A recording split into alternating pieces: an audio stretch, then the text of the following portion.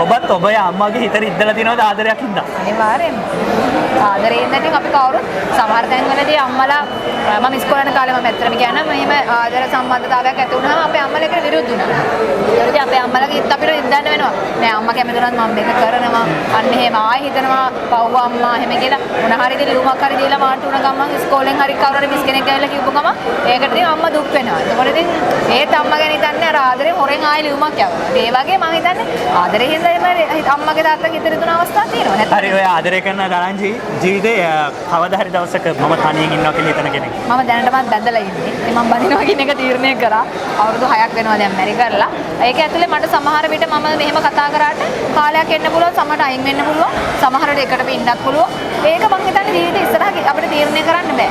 ඉතින් ඒක නිසා හැබැයි ජීවිතේ අර ඕනම දෙයකට මුණ දෙන්න පුළුවන් ශක්තියක් එක්ක ජීවිතේ ඉස්සරහට යනවා කියන එක විතරයි මම හිතන්නේ.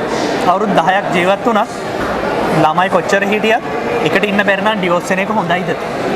ඔව් එකට ඉන්නම අමාරුයි නං ඒක ගලප ගන්න අමාරුම තැනකට Taman දෙදෙනාම පත් වෙනවා නම් මම හිතන්නේ මානසික වේදනාව විඳිනවට වඩා ඒක මම හිතන්නේ අයින් වෙන එක සුදුසුයි.